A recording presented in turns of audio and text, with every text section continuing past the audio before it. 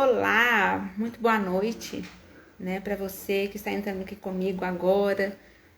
É no dia 15 de fevereiro, mais uma quarta-feira, né, gente? Todas as quartas-feiras agora, aí a gente tem uma aula, né, conforme eu já anunciei antes, né, aqui no Instagram. Então, todas as quartas-feiras nós temos aí um encontro marcado aqui no meu Instagram para a gente poder conversar um pouquinho, sabe? Aprender um pouco mais sobre as úlceras, aprender um pouquinho mais aí sobre o tratamento das feridas. Isso porque quanto mais a gente conhece, mais fácil fica a prevenção. Boa noite, Beatriz. Boa noite, Cris. Boa noite, Emily. Né? Boa noite, Daisy, pessoal que está entrando, muito obrigada por vocês estarem aqui também.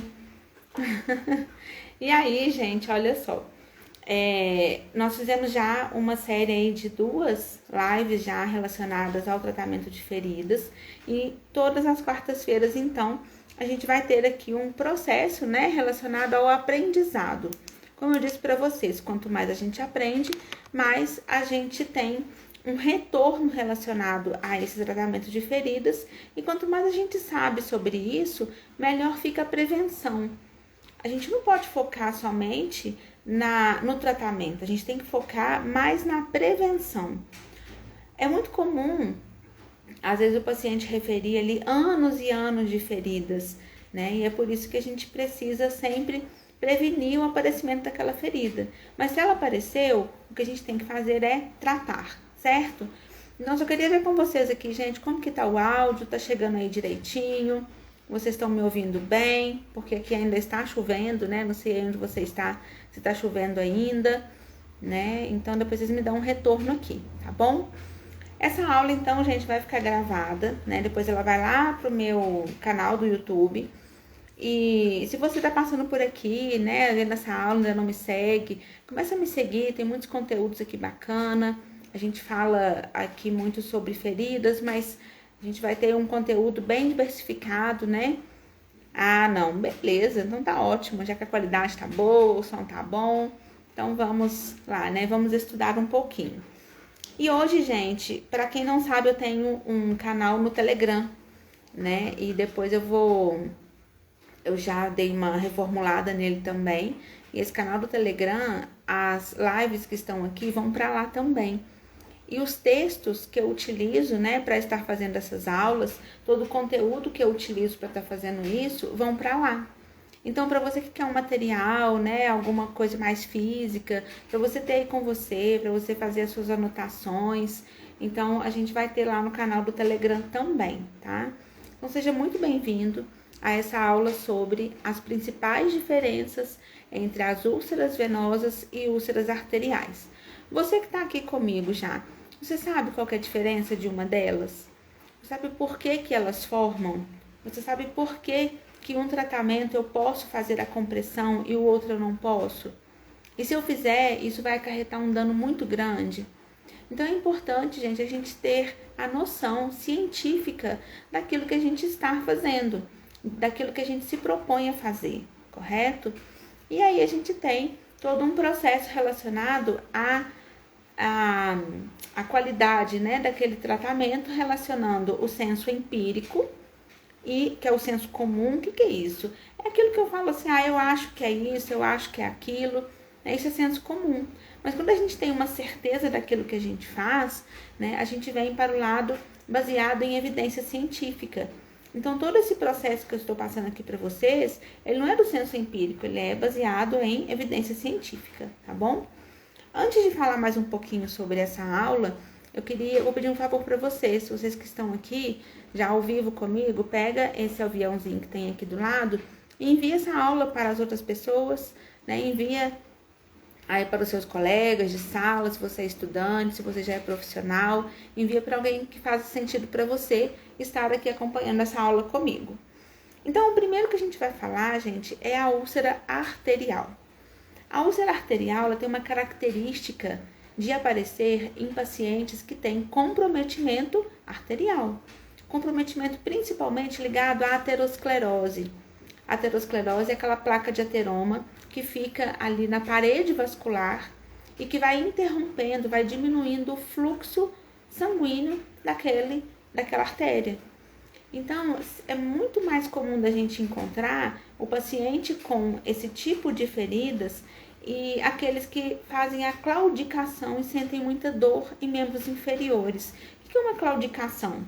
É mancar. O paciente está sempre mancando, o paciente está sempre apresentando ali uma dificuldade para deambular. E isso a gente já percebe que é relacionado ao sistema vascular daquele paciente. Já as características, né, como que a gente vê aquela ferida na hora que você tira o curativo, ou que você vai avaliar a primeira vez, a gente tem algumas características do leito, da lesão, que a gente já falou aqui, do que são as partes, né, da ferida, e também da pele periferida. Então, a gente vai ver que ela tem um leito muito pálido. A gente tem uma ausência de estase. A pele em volta, ela geralmente ou é avermelhada ou ela é mais pálida. Tem um retorno diminuído da cor da pele quando você aperta, vai fazer a perfusão. Essa perfusão demora depois para poder voltar. A gente tem a ausência de pelo, a gente tem a redução do pulso das artérias, a gente tem a dor severa, principalmente quando a gente vai elevar os membros desse paciente. Então, quando a gente coloca os pés do paciente, as pernas do paciente para cima, ele não aguenta. Ele fala assim, nossa, tá doendo demais. Então, ali você já tem características de que essa ferida é uma úlcera arterial. A gente tem as bordas irregulares. Geralmente, elas são localizadas nos tornozelos, no maléolo, que é aquele ossinho, sabe aquele ossinho ali da canela? É localizado lá. E a gente também tem localizado lá nos dedinhos do pé, nos artelhos. Então, olha só. Preparei uma imagem aqui para vocês. Olha só essa imagem. Essa daqui, ela refere muito a uma úlcera arterial. Olha a característica dela em relação, vou chegar mais pertinho aqui, ó, em relação às bordas. A borda dela, gente, ela é irregular. Aqui a gente tem o maléolo, então a ferida ela está bem acima. E olha o leito dela, como que é um leito desvitalizado. E uma característica própria, ela tem necrose. Ela tem necrose de coagulação, que é essa pretinha, e ela tem necrose de liquefação, que é essa amarelada. E geralmente ela fica muito aderida ao leito, muito, tá? Eu também trouxe essa imagem aqui, gente.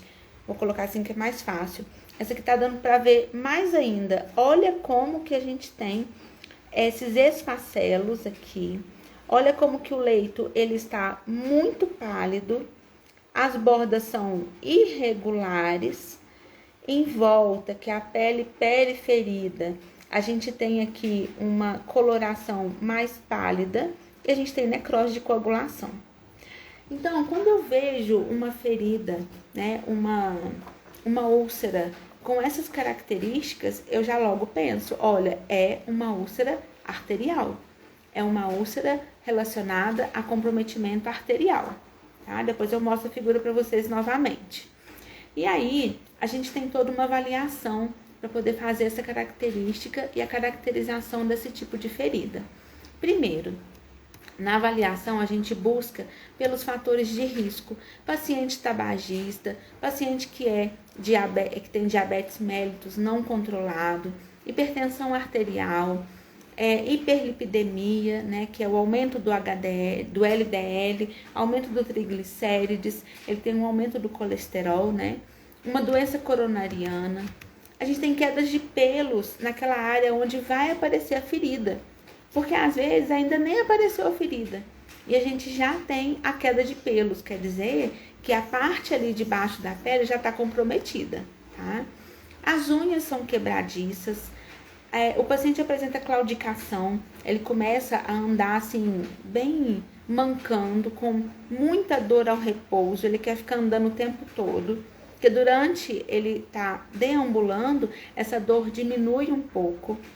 Tem cianose rubra, que é essa cianose mais avermelhada, vou mostrar de novo para vocês. Olha só, nessa característica aqui, ó, a gente tem então a cianose rubra. Então, a gente vê que ela tem uma descoloração do tecido. E lembrando sempre que o leito ele vai ser sempre desvitalizado. A gente ainda tem a característica, não só dessa, mas também tem a característica da necrose. Aqui dá pra gente perceber muito bem, olha só. Essa necrose de coagulação aqui. Só que uma característica que eu quero que vocês vejam, gente, é que a gente não pode ficar desbridando. Porque a necrose é causada pela morte tecidual. E essa morte tecidual, ela acontece porque a artéria não está funcionando bem. E aí, quando a gente vai desbridar e sangra, a gente tem um risco muito grande daquela circulação colateral que o organismo precisa formar, dela estar deficiente. E aí a gente tem um problema mais grave ainda. Então, se você não tem o hábito de desbridar, se você não tem o hábito ali de fazer a limpeza do leito da ferida, orienta esse paciente ou encaminha esse paciente para um profissional que já tenha esta habilidade, tá bom? E aí a gente também tem a diminuição ou a ausência do pulso. Quando você coloca o dedo, vamos voltar lá na imagem de novo, o dedinho aqui para verificar o pulso do paciente, né, que é aqui na região distal da tíbia, ou aqui não tá aparecendo, mas aqui em cima é o dorso do pé, onde a gente vai também avaliar o pulso do paciente, a gente não sente, ou ele está muito diminuído, tá? A gente também tem, além disso, os pés eles vão ficar bem frios e geralmente o paciente apresenta uma atrofia muscular. Então, a musculatura, a perna que apresenta aquela ferida, geralmente ela é mais fina do que a outra perna, tá? A gente também tem essa característica. Sempre a gente precisa avaliar a necessidade de encaminhar um paciente com a úlcera arterial para o cirurgião vascular. Porque é ele que vai definir se aquele paciente precisa fazer um processo cirúrgico de revascularização arterial ou se vai ser um tratamento conservador. Então, ficar ali cozinhando em banho-maria o paciente também não vai adiantar, não vai resolver. Até porque o paciente sente muita dor. E o tratamento, ele fica bem dificultado em relação a isso.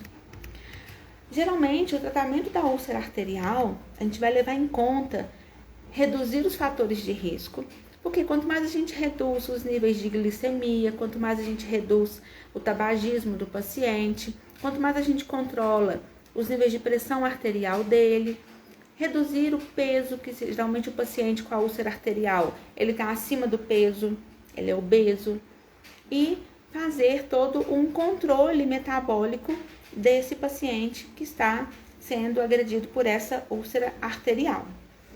A gente também tem uma forma de melhorar a circulação colateral. O que é uma circulação colateral? Naquela parte ali da ferida, eu vou mostrar de novo a imagem que fica mais fácil assim, né? Aqui, gente, nessa feridinha aqui, por exemplo, a gente vê que a gente tem um comprometimento arterial. E aí, o organismo, ele vai criando, aqui tá descendo uma artéria, por exemplo, ele vai criando circulação colateral.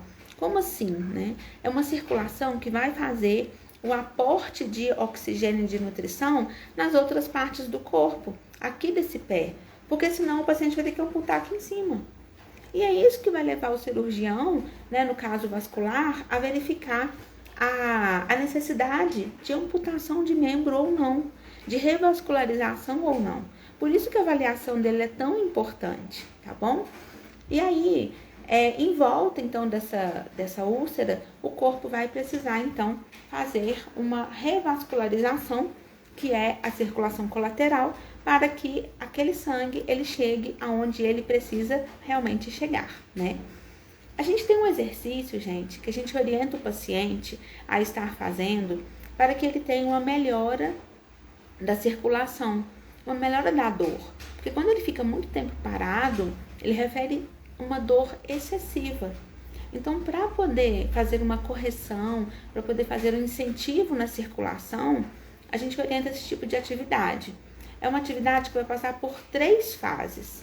A primeira fase é o paciente deitado. A gente eleva as pernas dele pouquinho acima do nível do coração apenas, por 2 a 3 minutos. Pode colocar ali uma almofada, se ele tolerar. Porque paciente com úlcera arterial, geralmente, não tolera a perna fazendo fricção ali no colchão, no lençol. Tem essa característica também. Então, o tempo que ele tolerar. A segunda parte é o paciente sentado. A gente coloca ele com as pernas penduradas, né? As perninhas bem penduradas assim, para baixo ali, né? A gente chama de pernas pendentes. A gente vai fazer um exercício com os pés e com os artelhos. Para cima, para baixo, para um lado e para o outro. Também de 2 a 3 ou até 5 minutos, dependendo do paciente. Depois a gente deita ele de novo, mais uma vez, né? Que é a última parte. E as pernas no mesmo nível do coração por 3 a 5 minutos.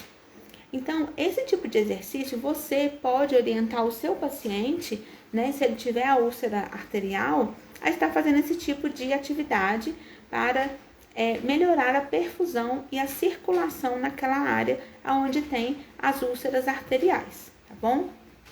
Além disso, a gente orienta ele em pequenas caminhadas até ele suportar o tanto que ele estiver suportando ali. Evitar traumatismos, então tirar móveis que tem em casa, que ele pode passar ali e passar a perna e vir a ter uma lesão. Porque como a gente não tem uma perfusão boa de artéria, acaba que o paciente ele tem uma diminuição da fração de cicatrização, tá bom? Manter os membros inferiores sempre abaixo do nível do coração e evitar bandagens apertadas, até meia, gente. Sabe, tem umas meias que elas vêm com um elástico em cima e o paciente às vezes coloca aquilo ali, ele não suporta. Mas às vezes se ele for diabético e ele tiver uma vasculopatia, às vezes isso vai passar despercebido. E na hora que ele tira aquela meia, aquela perfusão ali vai estar mais diminuída ainda. Então a gente orienta ele a usar uma meia de algodão, principalmente aquelas que não tem a borda, tá? Em cima. E a gente vai tentar realizar essa atividade com o nosso paciente pelo menos de 6 a 7 vezes ao dia. Então, todo dia ele vai fazer isso. De 6 em 6, né? De 2 em 2 horas, de 3 em 3 horas, o tanto que ele suportar. Para quê? Para a gente incentivar a circulação. Então, vocês sabiam dessa atividade, né, gente, desse exercício que a gente pode ali favorecer a circulação do paciente? E aí, além disso, né, vamos voltar lá para minha imagem novamente. Aqui, nessa área aqui dessa ferida, gente, o que a gente vai usar como curativo? Primeiro, é uma ferida seca. Segundo, a gente tem um endurecimento geralmente das bordas. Terceiro, é altamente dolorosa. É uma ferida que dói muito para o paciente. Então, a gente vai ter que utilizar um curativo que não resseque essa borda, que não resseque o leito e que faça o desbridamento autolítico. Então, eu preciso utilizar uma cobertura que seja úmida, que faça ali a proteção desse leito, a proteção das bordas e que não faça a compressão dessa perna. Por quê? Quando a gente tem um comprometimento arterial, a gente não pode comprimir, não pode conter aquele edema que tá ali, se houver, tá? Então, essas são as características das úlceras arteriais. Se tiverem alguma dúvida, gente, como eu tô falando aqui pra vocês podem colocar aqui nos comentários também, tá? Alguma dúvida que vocês tenham, algo que vocês queiram perguntar, tá bom? E se você que tá assistindo essa aula, né, agora, depois que ela já estiver gravada, também pode mandar aqui nos comentários, tá bom? As úlceras venosas, gente, elas têm uma característica diferente. Elas são decorrentes da insuficiência venosa. Úlcera arterial é de artérias, úlcera venosa é de veias. Geralmente por varizes, varizes primárias, secundárias, anomalias vasculares ou valvulares. As válvulas das veias estão com anomalia e acaba que aquele sangue ele não retorna corretamente para o coração. E aquele sangue ele fica ali muito tempo nos membros inferiores, causando estase. Essa estase venosa é também um grande causador, né, das úlceras venosas. A gente tem também alguns outros fatores que vão interferir no funcionamento do retorno venoso, como o tabagismo, como diabetes, como hipertensão, como estar fora do peso, né? Ou seja, o paciente que está obeso. A gente tem essa característica de que vai diminuir o retorno venoso e pode causar ali a úlcera venosa. Geralmente, essa úlcera venosa, ela se localiza na região do maléolo e no terço distal da perna. E aí ela é de progressão muito lenta, ela começa pequenininha, só que aí antes ela já começa a ficar toda ali escurecida aquela área, a área começa a ficar dura, elas têm as bordas bem infiltradas, um fluido que é um exudato com proteínas derivadas do fibrinogênio, que muita gente fala que é fibrina, mas não é fibrina, tá? A fibrina é derivada do fibrinogênio, a gente não vê, tá? Aquilo lá são proteínas, então é uma característica ímpar ali da úlcera venosa, que é um exudato amarelado com um odor característico, né? Quase sempre essa úlcera venosa, ela é acompanhada por infecção, né? É uma infecção tipo secundária, tá bom? As alterações nos membros inferiores também, gente, que a gente vai ter, são essas veias varicosas, o edema de perna. Então, geralmente na úlcera arterial a gente não tem, a não ser que ele seja misto. Seja um misto de úlcera arterial e úlcera venosa, que é bem complicado da gente tratar. Porque uma a gente pode comprimir, a outra não, né? Então, a gente tem esse processo aí do edema, da celulite em volta. A gente tem, às vezes, uma vermelhidão, né? Às vezes, a gente tem uma erisipela. Tem a hiperpigmentação, vai estar muito mais colorido, né, aquela pele. A dermatite venosa, que também é chamada de lipodermatoesclerose, que eu vou mostrar para vocês. E a dermatite ocre. Olha só, essa daqui é a imagem de uma úlcera venosa. Olha em volta como que eu tenho aqui um edema na pele periferida, no pé também relacionado à pele periferida. A gente também tem uma borda regular, tá vendo que ela tá assim, bem regularzinha, bem com o limite da borda dela?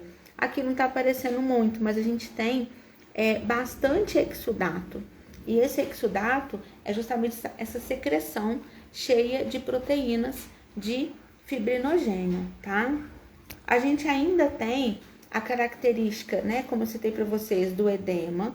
A gente tem a lipodermatoesclerose e essa dermatite ocre, essa hiperpigmentação aqui em volta. Olha essa outra foto aqui. Essa outra foto, ela me mostra também, apesar dela estar mais esbranquiçada, a foto, mas a gente tem, vou chegar mais pertinho, ó. Olha a característica de bordas dela, né? Da lipodermatoesclerose, do edema.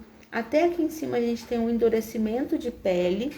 E a gente também tem, não tem necrose, tá vendo? Mas a gente tem um esfacelo, que ele costuma estar muito aderido ao leito. Então, uma ferida dessa daqui, gente, eu preciso tratar a infecção secundária.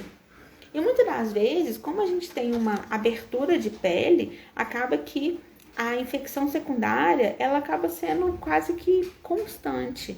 E a gente precisa, então, de um médico, de uma equipe multiprofissional. E essa equipe multiprofissional, a gente até fala que é uma interdisciplinaridade. São vários profissionais voltados para o tratamento de feridas. Então, a gente fala uma linguagem própria, uma única linguagem. O tratamento para dar certo, gente, eu não posso pegar, por exemplo, um profissional com uma linha de pensamento e outro com outra. Tá todo mundo alinhado. Então, esse alinhamento é importante para a gente tratar também esse tipo aqui de lesão, que depois eu falo mais para vocês aqui um pouquinho. Além disso, a avaliação do risco que a gente vê em relação ao paciente que tem essa úlcera venosa é a palpação do pulso poplíteo. Então, aqui para cima, né? Poplíteo é atrás do joelho. Então, a gente tem aqui o pulso atrás, que a gente vai palpar e vai ver como que tá a característica, como que tá ali a perfusão daquele pulso. A gente vai ter também o pulso tibial posterior, né? Então, a gente vai ver aqui, abaixo do pezinho aqui, a gente vem com nossos 2 dedos enluvados. A gente vai aqui sentir a quantidade e a qualidade do pulso que está aqui. E a gente também tem o pulso pedioso, que a gente vai também palpar para ver a característica. Isso para quê? Para a gente já poder verificar se o paciente já tem um comprometimento arterial, porque essa úlcera ela também pode ser venosa e arterial, uma úlcera mista, tá? Além disso, a avaliação, além desse dígito digital, que a gente vai apertar a área aqui, onde a gente tem um comprometimento de edema, para a gente poder verificar ali o sinal de cacifo, né, para ver o tanto de edema que aquele paciente apresenta. O índice tornozelo-braço, que é o ITB, que é um índice que a gente vai fazer uma compressão ali com o manguito, sabe o manguito de aferir pressão? A gente tem o aparelho que é o Doppler manual. Então, a gente vai verificar o pulso, vai lá com o dígito digital e vai verificar ali o pulso daquela artéria. Aonde está pulsando aquela artéria ali, na tibial posterior ou na pediosa, ou até mesmo, né, na interfalangiana, entre as falanges aqui, a gente vai colocar o aparelhinho lá do Doppler e vai auscultar a artéria. E vai aferir a pressão normalmente. A gente vai aferir primeiro no membro superior direito e depois no membro inferior direito. A gente coloca o esfigmomanômetro, né, como se fosse aferir pressão mesmo, tá? No braço. E na perna a gente vai colocar bem ali na maior circunferência que a gente tem da panturrilha. Se a ferida tiver ali também, a gente protege com um filme plástico. Não vai colocar o seu esfigmo em cima da ferida do paciente, né?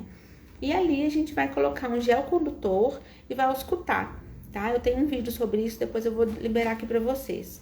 E aí a gente vai ver a sístole, que é a primeira pressão, tanto no braço quanto na perna.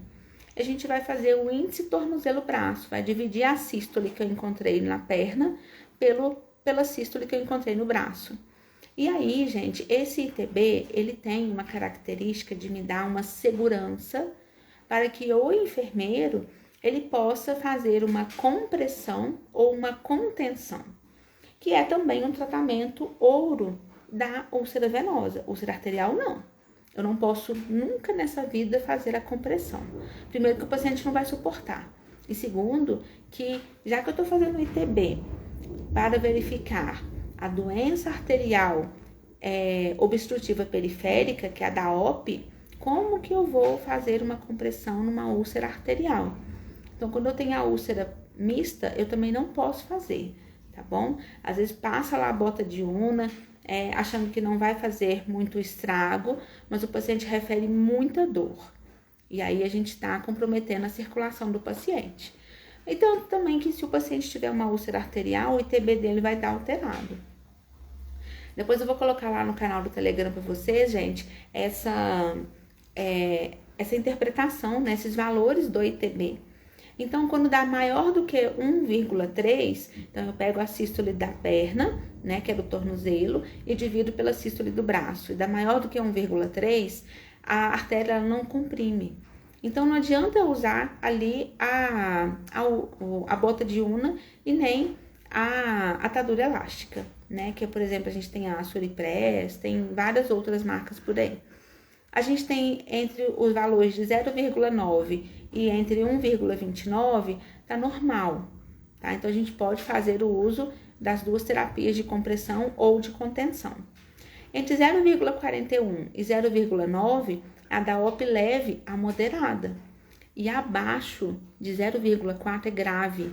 Então, assim, eu já encaminho esse paciente logo para o cirurgião vascular, porque ele não é para mim. Eu não vou conseguir fazer um atendimento eficaz para aquele paciente ali, tá bom? A prevenção que a gente tem da úlcera venosa, gente, ela é bem parecida com a prevenção da úlcera arterial. Então, é manter repouso e elevação dos membros inferiores, tá? Usar meias de compressão. Aí a gente tem uma diferencinha, né? Porque na úlcera arterial eu não posso usar meia de compressão. Fazer exercícios físicos, reduzir o peso corporal e realizar a avaliação clínica periodicamente, principalmente se o paciente apresenta fatores de risco, né? Como as dislipidemias. O tratamento, gente, ele vai ser seguido ali na ferida E a gente vai seguir um algoritmo, né, do tratamento. Então, é um repouso relativo. A cada 2 horas, o paciente vai fazer um repouso de mais ou menos 15 a 20 minutos com as pernas elevadas. E aí, nós falamos, né, sobre o tipo de curativo que a gente vai utilizar lá na úlcera arterial e na úlcera venosa. Uma característica da úlcera arterial é que ela é seca e a úlcera venosa ela é úmida, ela é altamente exudativa. Então, o curativo que eu vou utilizar na úlcera arterial nem sempre eu posso utilizar aqui. Aqui eu posso utilizar uma espuma, porque ela vai fazer todo um controle, um manejo do exudato. Eu vou utilizar um creme barreira, para quê? Para que esse líquido, né, esse exudato, ele não passe aqui para a pele e macere as bordas. Lembra que tá chovendo bastante, gente? Aí eu já não sei, né? São Pedro está terrível. E aí a gente tem aqui um processo de bordas que a gente precisa prevenir. Por que eu tenho que resguardar essas bordas? Porque o sangue vem de onde, gente? De fora para dentro. E a circulação acontece onde? Aqui nas bordas. Então, se as minhas bordas elas não estiverem boas, a cicatrização também não vai ser efetiva, tá? Então, geralmente, uma placa de alginato, uma plaquinha de espuma de poliuretano. O PHMB ele é muito bem-vindo. A gente vai fazer uma aula sobre PHMB também, que pelo consenso hoje, ele é a terapia, né, de limpeza da ferida mais abrangente, tá bom? A gente vai falar sobre uma aula só de limpeza de feridas. A Beatriz está perguntando, o pé diabético pode dar feridas com a pessoa se movimentando ou parada? E aí, Bia, olha só, a gente tem uma característica ímpar, por isso que eu não trouxe o pé diabético aqui, porque é um outro diagnóstico, né, mais assim, diferenciado, mas quanto mais o paciente ficar parado, pior vai ser a condição de circulação sanguínea. Então, como aqui a gente, né, tem um comprometimento venoso e não tem comprometimento arterial, né, até que se prove o contrário pelo ITB ou pelo exame de Doppler vascular, que é feito pelo cirurgião ou pelo médico vascular, né, aqui a gente vai precisar que o paciente deambule, que ele ande. Para quê? Para poder fazer toda uma circulação de sangue. E o paciente diabético, ele ainda tem ali um comprometimento vascular maior. Não só pelas varizes, não só pelas artérias, mas por ele ser diabético. O paciente diabético é inflamado. Então, a parte vascular dele vai estar comprometida também, tá bom? E aí, mais ótima pergunta, viu, Bia? E aí, gente, continuando lá nos tratamentos, né? A gente mantém o paciente com uma elevação de membros inferiores ali, cerca de 15 a 20 centímetros acima do nível do coração. É importante o paciente fazer fisioterapia, fazer uma atividade física, caminhar entre o tempo de repouso e o tempo de atividade, mesmo com a bota de una. Tem pacientes que acham assim, eu já tô com compressão, então eu posso andar tudo. Tudo também não, gente, tudo tem um limite, tá bom? Por nada, Bia. A compressão também, gente, ela é a terapia ouro para diminuir a dor e controlar o refluxo e melhorar a hemodinâmica ali venosa para poder diminuir o edema. Porque o edema é um acúmulo de líquido intersticial. E esse acúmulo de líquido intersticial, ele vai fazer com que o sangue ele demore para chegar lá onde ele tem que chegar. E é por isso que a úlcera só vai se arrastando. Então, gente, quando a gente vê lá um paciente que tem esses fatores de risco, a gente precisa avaliar a perninha dele. Precisa avaliar ali a fração de lipodermatoesclerose, de escurecimento ou de palidez, fazer um ITB, né? Orientar esse paciente a procurar um médico vascular. E lembrando sempre que quando o médico ele solicita um tratamento cirúrgico, geralmente é correção da insuficiência venosa. Então, a nível lá hospitalar, vai ter que internar o paciente para fazer esse tipo de cirurgia e depois a gente vai tratando aquela ferida ali até ela fechar. Lembrando sempre que a prevenção da úlcera venosa é a meia de compressão, desde que o paciente ele tenha a possibilidade de usar. desde que ele não tenha um comprometimento arterial, tá bom? Então, pessoal, as características principais aí das úlceras arteriais e venosas, já descrevi todas para vocês. Tanto o tratamento, como também a prevenção, como também o que a gente vai utilizar como curativo base para a gente poder fazer ali todo o tratamento desse paciente, tá bom? Lembrando a você que essa aula vai ficar gravada, então, aqui no meu Instagram e também vai ficar gravada lá no YouTube e no Telegram. Então, não tem desculpa para você não aprender mais sobre as feridas. Na quarta-feira que vem a gente volta. Eu volto com mais conteúdo para vocês. E quando vocês tiverem aí uma dúvida, podem mandar lá no meu Instagram, algo que vocês querem que eu fale mais, alguma sugestão, tá bom? Que a gente trabalha sobre isso. A Deise está perguntando, a meia ajuda para aliviar a dor? Depende. Depende muito. A meia, ela é utilizada na úlcera venosa. E geralmente a dor, ela vem acompanhada pelo edema. Então, se o paciente ele pode, sim, usar a meia, então isso vai dar uma restaurada no processo de dor dele, sim, tá bom? Só tem que tomar o cuidado em relação a fazer o Doppler primeiro e também fazer o ITB. Geralmente a meia é prescrita pelo médico, tá bom? E aí a gente só vai orientar o paciente quanto ao repouso e quanto também a ele deambular, tá certo? Mas sendo feita através da compressão, ela atrapalha na circulação? Não. Deise, a meia, a gente... É até bom você comentar sobre isso também, a gente acha que ainda tem mais um tempinho aqui. A meia, ela tem que ser medida de manhã. Então, quando o paciente ele vai fazer o uso da meia de compressão, ele vai cedo, lá onde ele vai comprar, ou o técnico de enfermagem ou o enfermeiro, ele vai medir ali em cima do maléolo, que é na parte ali do tornozelo do paciente. E também a gente vai medir a maior parte da panturrilha. Então, as medidas elas estão lá atrás da meia. E ali vai dar a medida se é M, P ou G, né? Aquele tamanho da meia.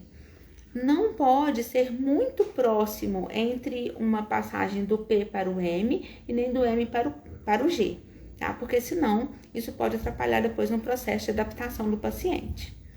Não é indicado o paciente fazer essa medida da meia de tarde, porque à tarde existe já o edema na perna. E aí essa perna vai estar edemaciada. De manhã já não vai. Então de manhã cedo ele vai lá e vai colocar a meia dele. Quando for de tarde, a perna for inchando, ele não vai suportar aquela meia. E aí sim a gente vai ter o processo de garroteamento da região poplítea, tá bom?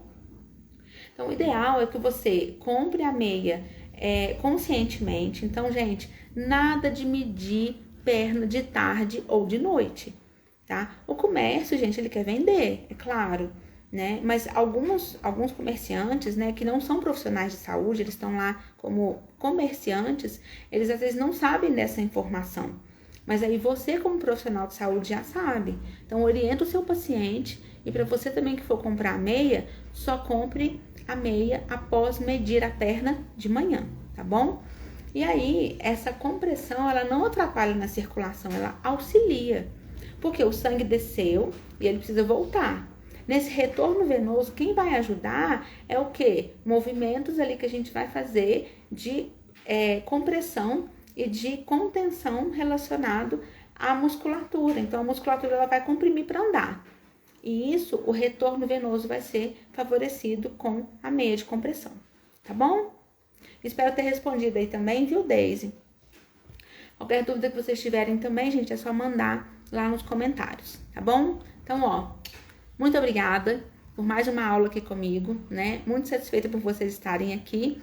E se liga no Instagram que sempre tem dicas aqui pra vocês, tá bom? Um abraço a vocês e até a próxima semana, tá bom? Deixa eu só responder essa daqui, gente. Oi, Michele, fiz uma cirurgia de varizes, posso fazer minhas atividades físicas com a meia ou não? Verifique, Ivone, com o seu médico cirurgião.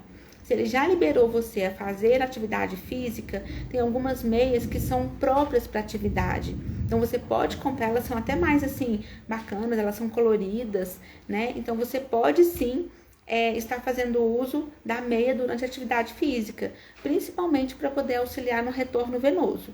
Mas, por favor, entre em contato com seu médico cirurgião, tá bom? Para ver qual tipo de terapia que ele está fazendo e se ele recomenda ou não, tá bom? Então, beleza, gente? Até mais, até semana que vem. Valeu, Flávio. Tchau.